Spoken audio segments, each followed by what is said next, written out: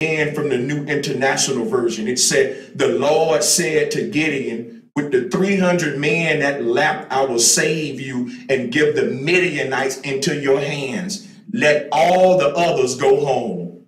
You hear that? Let all the others go home. Whoever the Midianites is, and I think the Midianites is the Midianites, the people sucked into the media. You are a Midianite.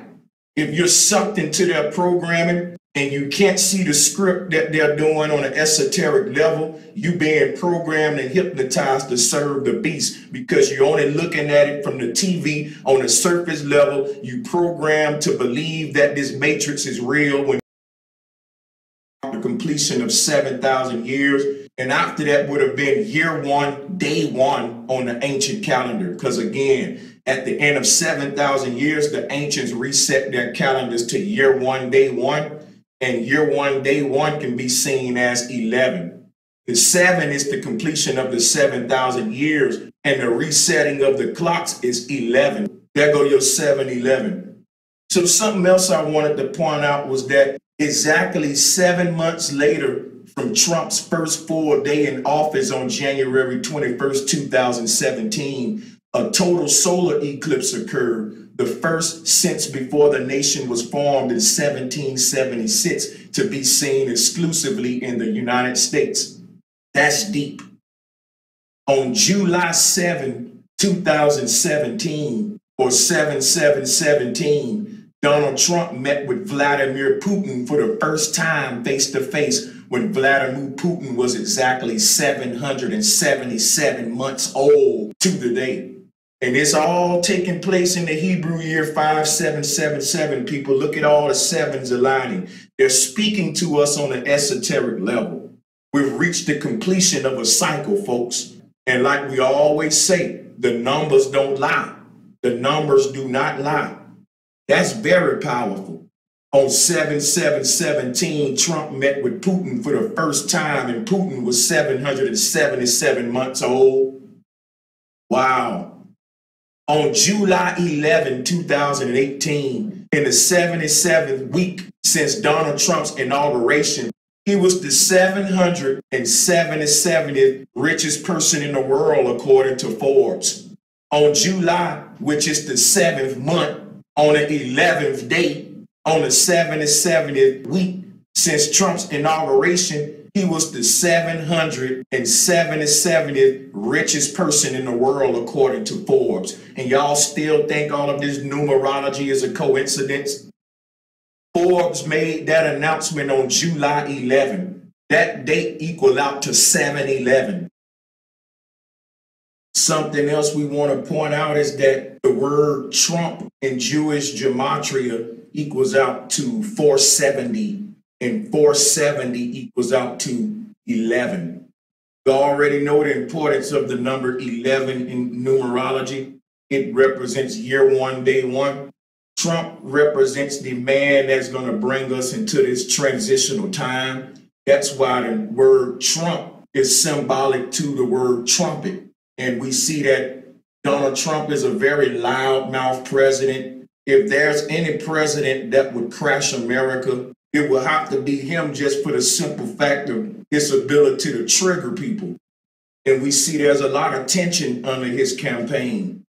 Something else we want to point out, that the name Trump in simple gematria equals out to the number 88. And 8 plus 8 equals 16. That'll give you 7. So let's recap on this. The name Trump in Jewish gematria is 470, which is 11.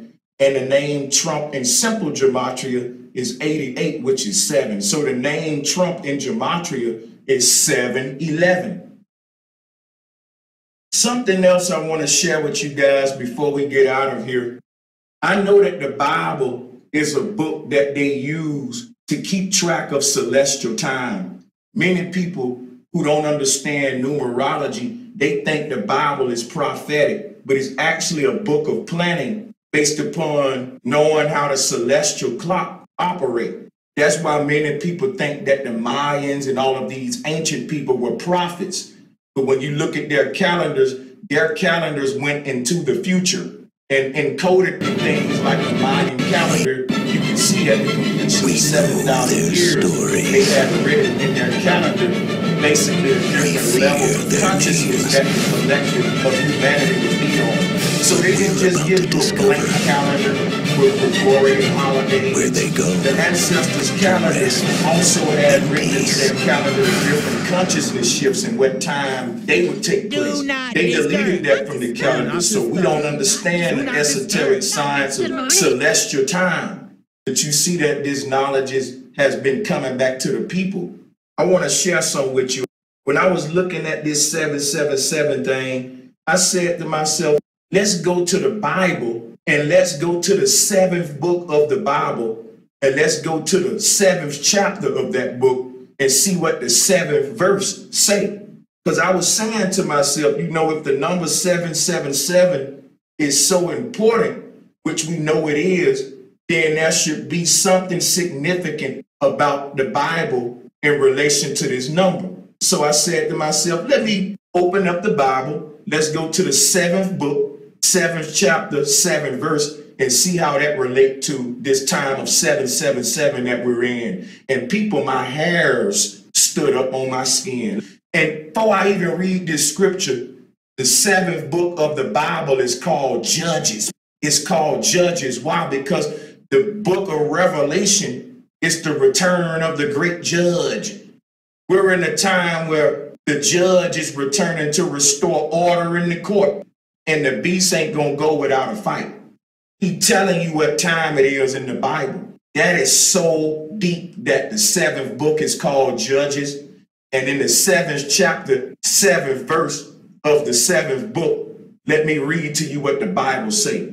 It say, and the Lord said unto Gideon, by the 300 men that lapped will I save you, and deliver the Midianites into thine hand, and let all the other people go, every man unto his place.